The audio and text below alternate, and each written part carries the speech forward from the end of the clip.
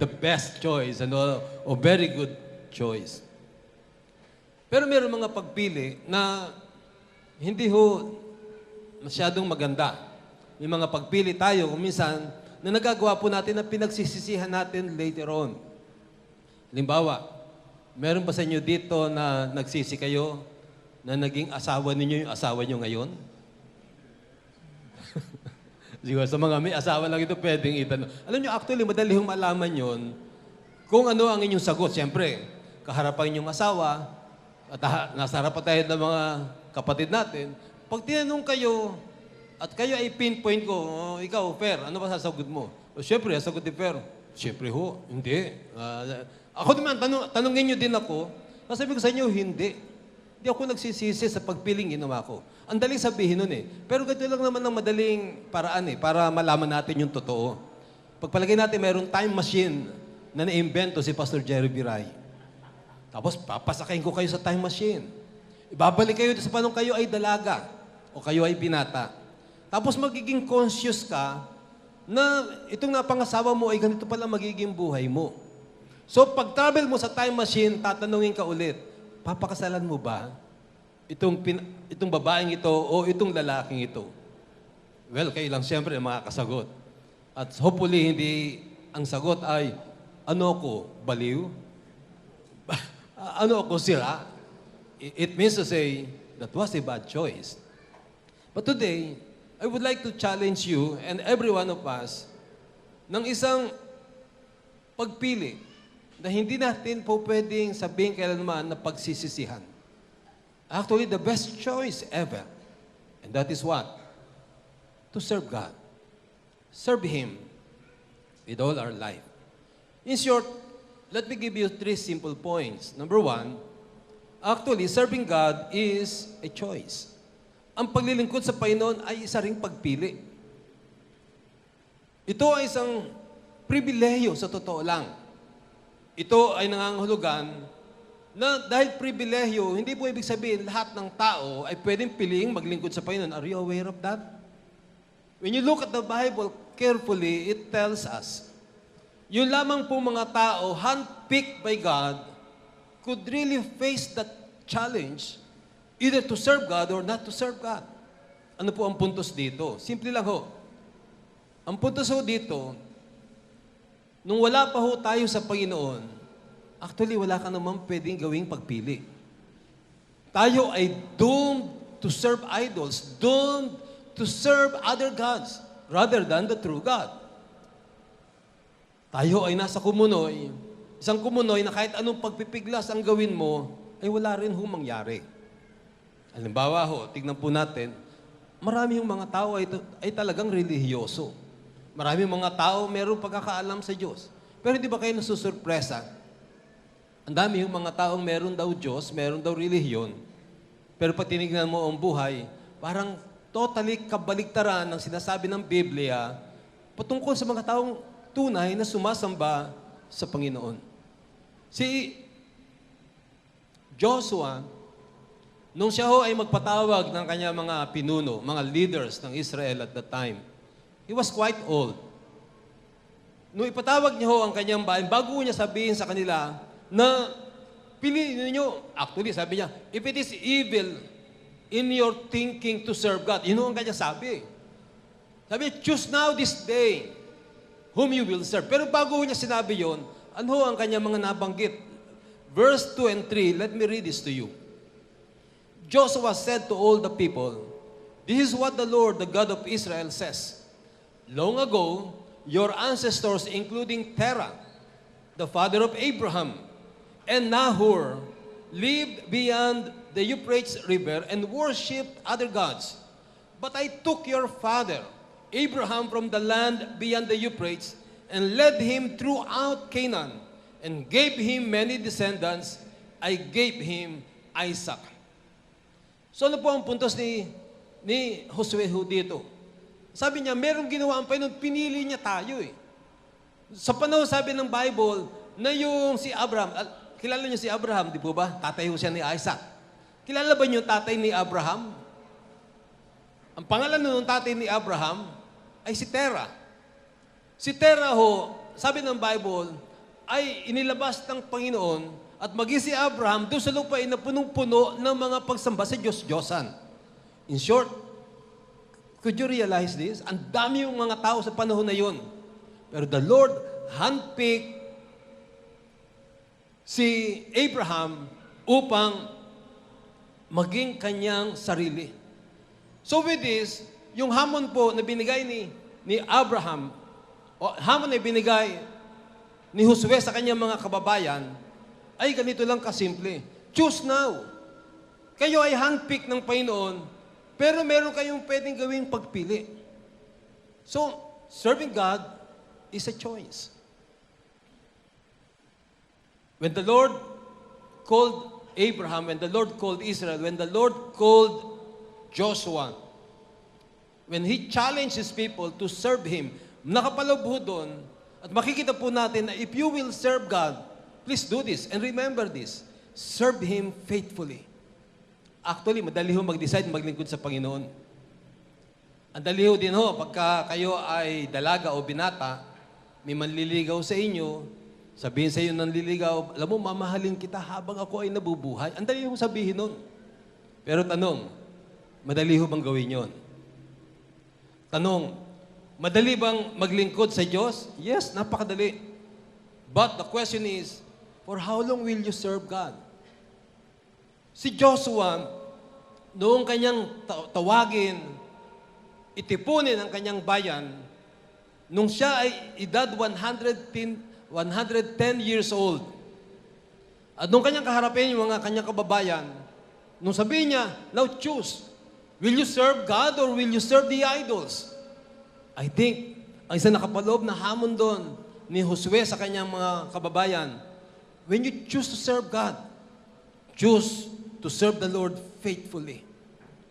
Alam niyo, marami na akong nakita na mga tao, mga kabataan, ako ay bata, ang dami mo namin mga kabatch, mainit sa Panginoon. Pero ang question, doon sa mga mainit na sa Panginoon, tumagal ba? Si Josue, when he was only, sabi ho ng ilang mga readings, ilang mga patungkol sa kanya, pinag-aralan yung kanyang buhay, sinasabi ho na siya ay edad 50 nung siya ay pumasok at ipadala ni Moises para mag-espiya. Noong panahon na yung 12, 10 sa kanila ay nagsabing yung kanilang puso ay talagang nanghina. You remember, di ba, si Joshua ay natasa ni Moises. Sabi, puntahan nga niyo, sabi niya doon kay Caleb, doon sa iba pang 12 leaders, pasukin niyo ang teritoryo na pinangako ng Diyos sa atin. By the way, nung sabihin niyo ng Panginoon sa kanila, yung teritoryo na yon ay katulad ng Mama Sanok. Alam ba niyo yung Mama Sanok sa mga balita? Mama sa Panok? Ano ba? Mama sa Panok. Yung sa Mindanao, na napatay yung 44 nating mga SAP soldiers. Kasi nung pumasok sila, yung kanilang pinasok na kuta ay puro mga sakop ng kanilang mga kalaban. Ganito yung sitwasyon nung sabihin ni Moises kay Joshua, kay Caleb, at sa 10 pa na mga, by the way, ay mga grabing mga trained, well-trained, mga warriors, mga leaders during their time. Pero yung 10, nung pumasok ko sila, nakita lang yung kanilang mga kalaban, yung kanilang puso ho ay talagang nanlumo. Pero si Joshua at maging si Caleb, they stood their ground. They believe in God and they said, kayang-kaya natin yan. Kayang-kaya natin pasukin because God is with us. Sino nakakalam sa inyo, if God be with us? Sabi po ng Bible, who can be against us? So si Joshua, during that time, nung siya ay assistant pa lang, aide pa lang ni Moses, he took his stand. He believed in God. And he said to his God, I will serve you, Lord. And you know, this guy, this Joshua, 50 years old, nung pumasok ko siya. This time, nung kausapin niya ang kanyang mga kababayan, he was 110 years old. In short, 60 years of serving God. At hindi ho nag-wane yung kanyang vigor, yung kanyang pananampalataya. And because he believed that when we serve God, let's serve the Lord faithfully. Pagkasabi sa katabi mo, faithfully. Pwede ba pakisabi sa kanya kahit may lalaking haharang-harang sa iyo, huwag ka magpapaharang sa lalaki o sa babae. Alam mo, madali ho eh. Madali sabihin na, Lord, I will serve you. Pag wala pang mga obstacles. Pero kung meron ng obstacles, how will we serve God? Will we continue to serve the Lord? Or yung ating puso ay mag-wane? When you look at Joshua, when he challenged his people, when he said to them, choose now this day, because serving God is a choice. Pero sabi niya, when you choose to serve God, please consider it. God is faithful, and He is looking for faithful servants, faithful believers. May the Lord find you and find all of us faithful in our worship and in our service to God. Actually, isa hong matindi pa kay Joshua. Joshua served God at all times and at all season. Any season of his life, he stood his ground. Ano po ibig ko sabihin ho dito? Hindi ho siya naapektuhan ng mga dangers or perils. Hindi ho siya naapektuhan maging ng success sa buhay. Alam mo ba nyo, isa sa mahirap hawakan sa buhay ay success. Failures, madali pa ho eh. Bakit ho? Kasi pagka ikaw ay apparently may failure sa buhay mo, ano po ang tendency? You kneel down. You ask God's help. You look up to the Lord. So, in more than ways than one, failures tend to draw us closer to God. But do you know, success many times could be a trap of the enemy even to God's people. Halimbawa, si Haring Saul, when the Lord chose him, he was nobody. In fact, di ba, alam niyo yung story niya, siya ay nasa isang, nung hinahanap na si Saul to be installed as king, hindi ko siya makikita, siya nagtatago. At tila ang description sa Bible, doon pa siya nagtatago parang sa mga lugar ng parang basurahan. Kasi hindi niya matanggap, hindi niya maunawaan, hindi niya maintindihan bakit siya yung piniling hari. Kabilang siya sa Benjamin tribe. Pinakamaliit na tribo during their time. So, hiyang-hiya ho siya doon. But nevertheless, God took him, God appointed him, God chose him. And true enough, pagka ikaw ay pinili ng Panginoon, alam mo, God will sustain you eh. Pagka ikaw ay napili ng Panginoon, and I believe all of us were chosen by God. Pag ikaw ay napili ng Panginoon, bibigyan ka kanya ng abilities eh. True enough, si King Saul, nung siya ay maging hari, mga kalaban natatalo. Yung wisdom, binibigay ng Panginoon sa kanya. Si King Saul, tinataas ng Panginoon unti-unti. Victories after victories. Until such time, na nung una, may mga doubt ng mga tao. Sino yan si Saul na yan? Naging hari yan. Wala namang kakayahan yan. Maliit ng tribo yan. Until such time, everybody of them was saying, wow, talagang siya nga ang tunay na hari. But what happened was, when victories came, Saul forget about his God. Alam mo ninyo, isang mapanganib po talaga na dapat matutunan ng bawat sa atin na whether in great success, in great need, whatever situations you are in, don't change your heart. Ito yung challenge na binibigay ni Joshua sa kanyang mga kababayan. Sabi niya, our God is a powerful God. Our God can give you victory. This God, He's so amazing. Pero nung sabi niya, hey, choose now this day. Choose to serve Him. At nung hamunin niya ang kanyang mga kababayan, I think nakapaloob doon, serve God. Believe in Him no matter what happens in your life. Well, tayo dito ay nananalangin. Marami ay maging milyonaryo. Kaya bang magpayaman ng Diyos? Wala akong kaduda-duda doon. Kaya ho niya magpayaman. Ang pangarap ko, pinagpipray ko. One time, isa sa inyo, papalitan nyo si Henry C.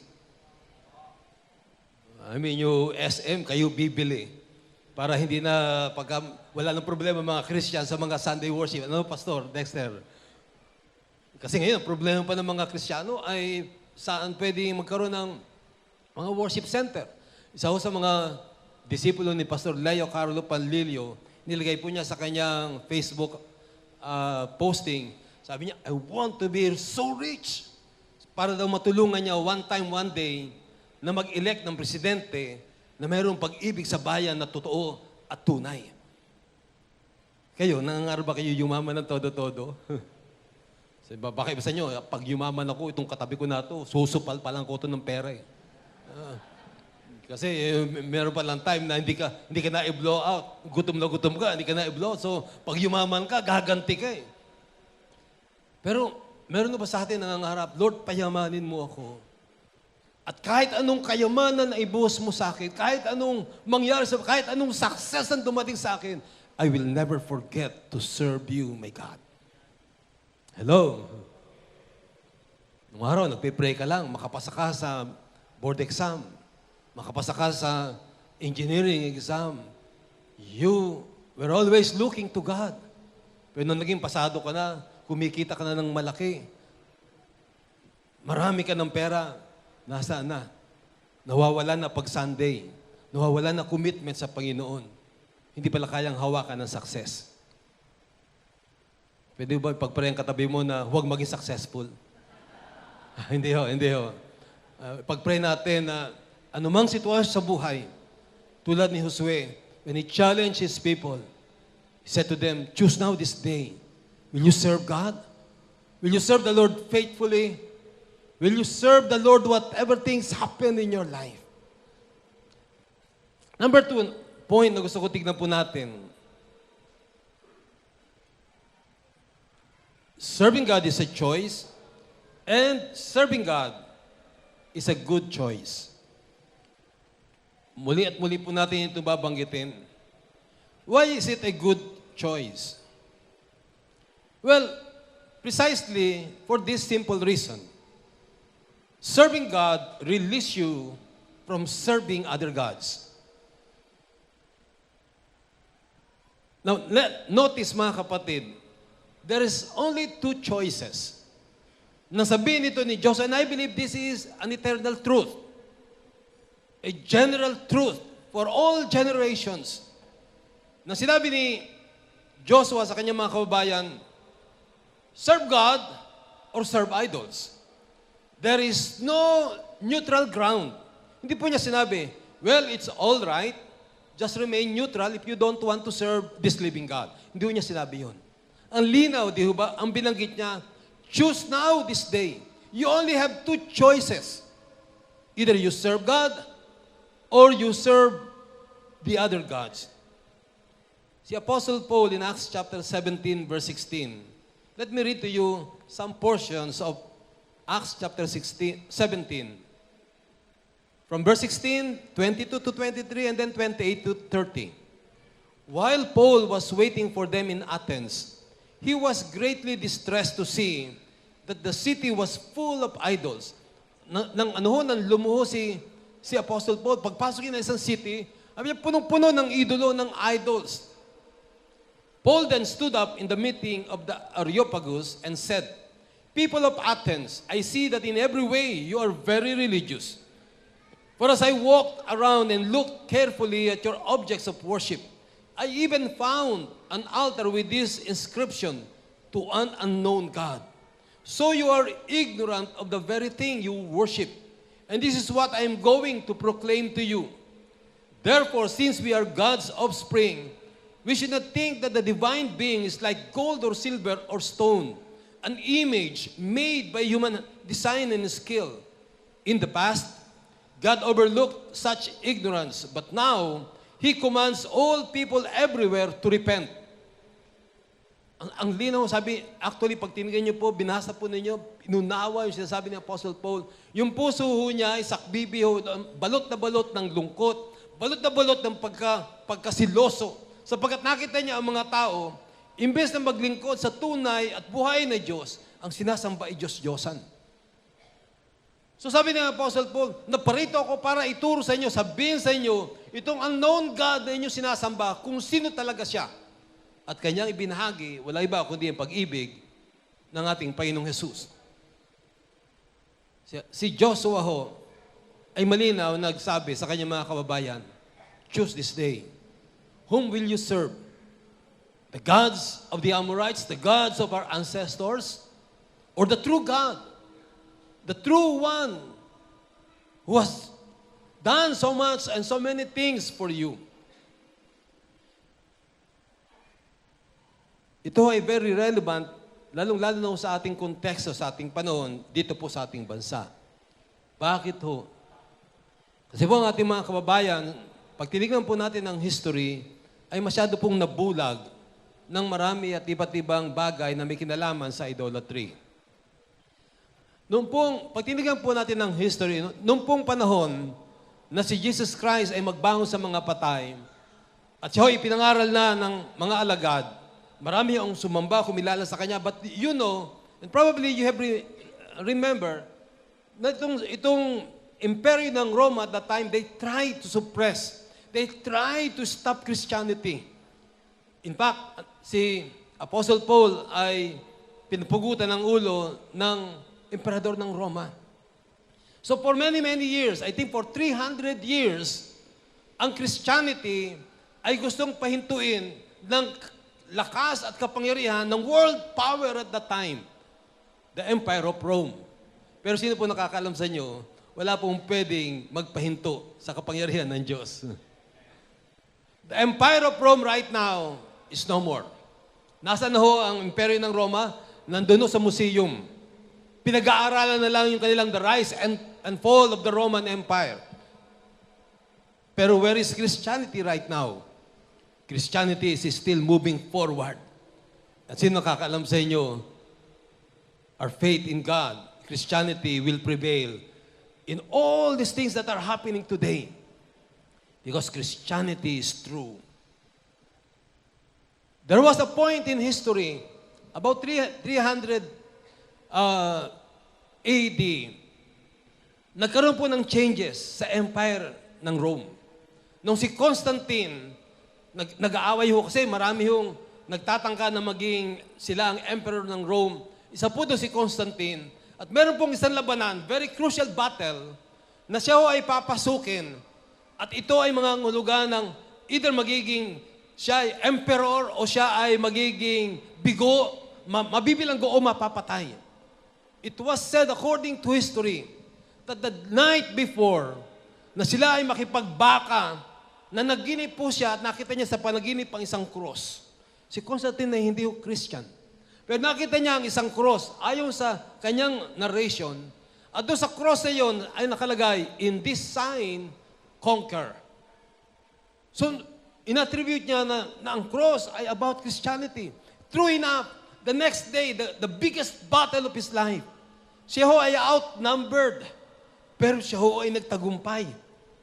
Naging matagumpay ang kanyang labanan, siya ho ay naging empire o naging emperor ng Rome. So, nung siya maging emperor, ano ang kanyang ginawa? Inattribute niya ang success sa cross of Jesus. So, nag-sign siya ng edict. Siya ho ay pumirma ng isang kasulatan na mula noon, ang empire ng Rome ay magiging Christian empire. Could you imagine? Bigla ho yun, ano? Sa isang pirma, ang lahat ng mga tao na nasasakupan ng empire ng Rome ay magiging mga Kristiyano. Parang magandang balita o masamang balita. Wala nang persecution. Wala nang paghabol na gagawin sa mga Kristiyano. Ito ang naging problema. Yung mga leaders at the time, political as well as religious leaders, sabi nila, wala tayong magagawa dito.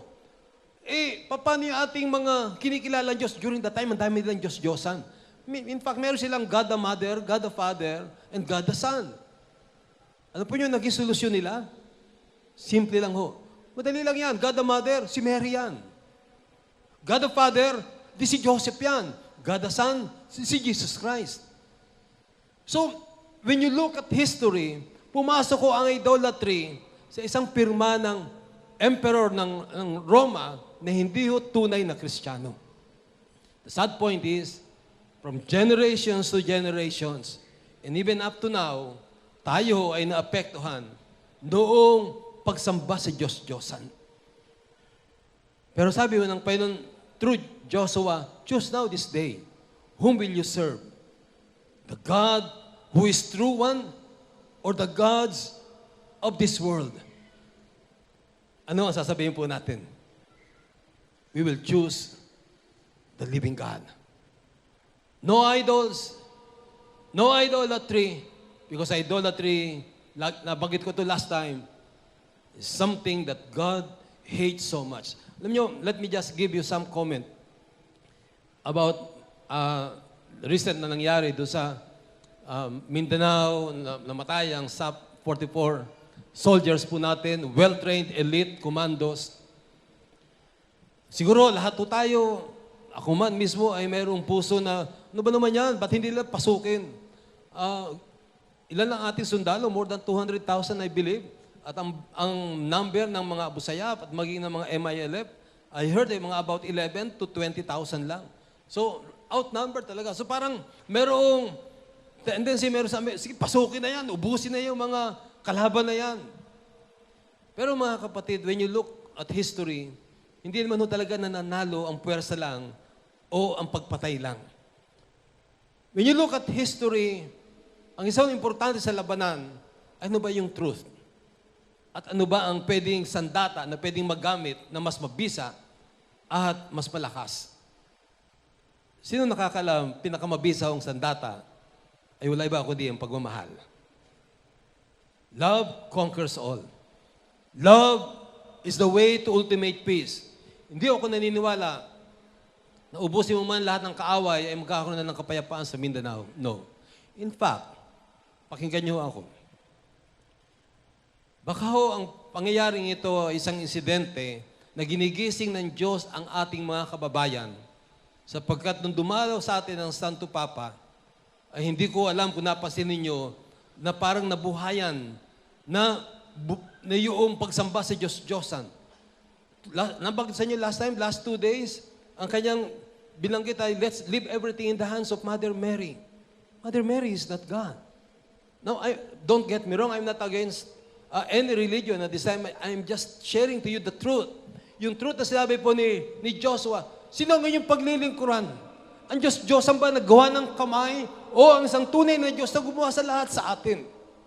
Ang akin nung pangamba, ang isang resulta ng pagpasok ko ng Diyos-Diyosan na to, yung pagkabuhay muli ng pagsamba sa Diyos-Diyosan, ay maaaring ang resulta nito ay ito nangyari sa Mindanao. Eh not only that, ang nakaka-alarma ho dito, it might be just the beginning. The point is simply this one, mga kapatid. Lalo ho ngayon pinagtitibay sa bawat isa sa atin na hamunin natin, akayin natin at sabihin natin sa ating mga kababayan, hey, choose whom you will serve. And let's tell them, it's a good choice to serve God. It's a good choice to bring down idols. It's a good choice to trust only in the living God. Amen ba? Amen po ba, mga kapatid? Yes, let's give the clap offering to God. Lastly, yes, serving God is a choice. And Joshua was saying, and I believe it's a good choice, the best choice ever. Why? Because serving God is a very rewarding choice. Serving God is a very rewarding choice. Why very rewarding? For this simple reason. Number one, when you serve God, God's plan in your life will be fulfilled. We love to quote Jeremiah 29:11. Let me read this. For I know the plans I have for you, declares the Lord. Plans to prosper you and not to harm you. Plans to give you hope and a future. Now, let me just say this, mga kapatid. Sino sa inyo, favorite verse nyo to? Marami sa atin. Gustong-gusto natin ito pong talatang ito. But alam mo ba niyo, mga kapatid, this is the truth. It's been said, may magandang plano ng Diyos sa buhay natin. But do you know, that plan can come to pass. It can be fulfilled in your life only in the context of serving Him. In short, kung hindi tayo maglilingkod sa Panginoon, hindi magaganap ang sinabing ito ng Diyos na Kanyang ipinangako at sinabi sa Kanyang mga salita. Nabanggit ko sa inyo kanina, si Joshua, pinasok niya, maging ni Caleb, ang promised land. Hindi ho sila natakot sa maraming kaaway na kapalibot sa kanila. They stood their ground. They believe in their God. And because they did that, they served God. Ano po ang sabi ng Bible? Listen to Numbers, chapter 14, verse 30. Ito ang pangako ng Panginoon. Not one of you will enter the land I swore with a uplifted hand to make your home, except Caleb, son of Jephunneh, and Joshua, son of Nun. Napansin po yung sabi po ng Panginoon?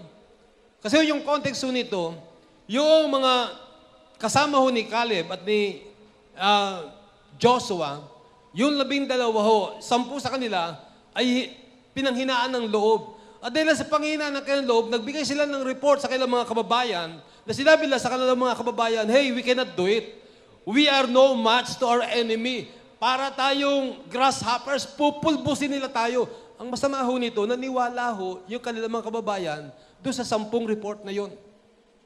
Alam mo ba nyo na you can encourage or discourage your kapwa believer to believe in God or to distrust God? I hope, pagkasabi sa iyo katabi, I hope you will bring encouragement to my life. Pag sinabi niya sa'yo, sagutin mo na, biro mo. Hindi nga Kristiyano, magiging Kristiyano din yan one day. Encouragement ho ba yun? No discouragement. Hindi ho encouragement yun. So yung pong 10 na impluwensyahan yung buong bayan at nag-uusap po ang Panginoon. Sabi yun ng Panginoon, nakakatakot, di ho ba? Not one of you will enter the land I swore with uplifted hand to make your home. Nangako ang Diyos kay Abraham, nangako ang Diyos sa buong bansang Israel, na parang pangako ng Lord, I have good plans for you. Plans to prosper you and not to harm you. Pero sabi po ng Panginoon, that promise, it will not happen in your life. Only to Caleb and to Joshua. Why? Because they stood their ground. So, it's a good choice, a rewarding choice.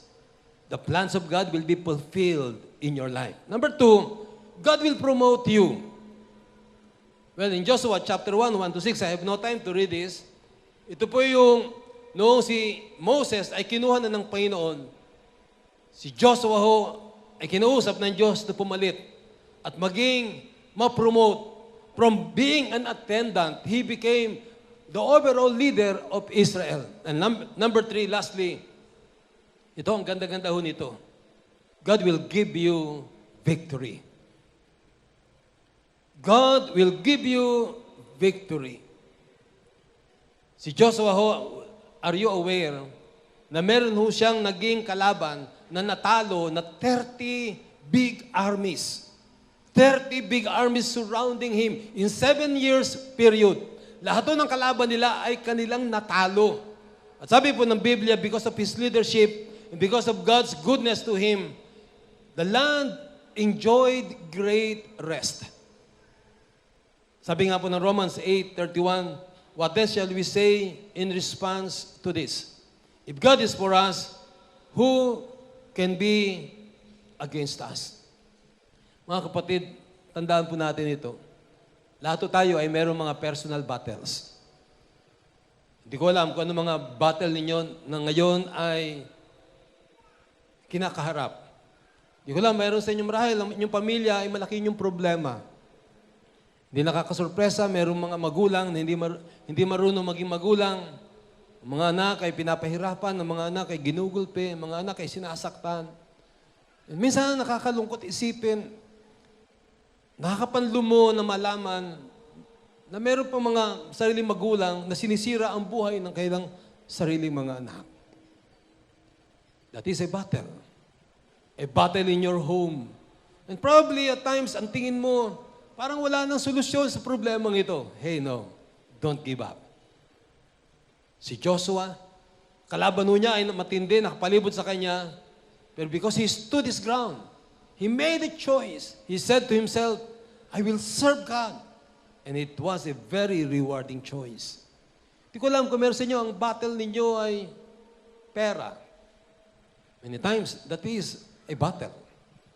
Minsan di mo alam, sa kakukuha ng pang-enroll ng iyong anak, o pang-enroll mo mismo. Minsan hindi mo alam Ang ibig sabihin, naalala ko nun, sino ba yung isang believer na Jollibee, hindi niya matikman nung araw. Maging si Philip Romulo na naikwento ko sa iyo kanina, matindi yung paghihirap po niya sa pera. Kasi iniwan nung sila ng kailang tatay. Nawala, one time nawala ang kanyang nanay, hindi niya may paliwanag kung bakit. Yung pala ay merong utang na hinahabol ng batas, so hindi nila nagpaalam sa kanila. Pero ngayon, that problem is no more. Yun ba ang problema natin? Battle sa buhay? Pera, kulang at salat ho tayo. Sometimes, ang maaaring problema mo ay karamdaman. Something is bothering you inside your body. Parang hopeless, parang kailan ba matatapos ito? Kailan ba itong sakit na ito mawawala? Our God is able. Hello? Our God is powerful. Our God is able. Ano man ang struggle, ano mang labanan, ano mang problema, personal, pamilya, please stand your ground. Please remember this. When you put your trust in the Lord, and you said to God, God, I will serve you, remember this.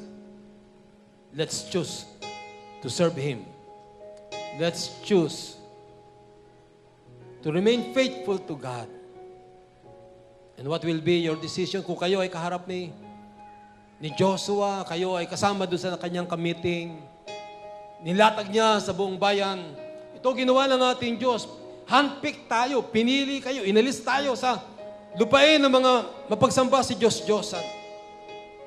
At nung hamunin niya ang kanyang mga kababayan, sinabi, choose now this day. What will you do? Whom will you serve? Ako, nilista ko ito. My decision, I said this. I will never think of serving God as evil. I make a choice to serve God. I did that yesterday. I'm still doing that today. And even tomorrow, I still choose to serve my God. I will wholeheartedly serve God together with my whole family. And I said this, I will never choose, never, to serve other gods. Him alone I will serve. Shall we all stand, please?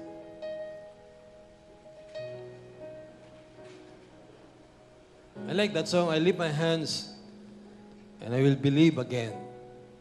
And as we sing that song, let it be a commitment.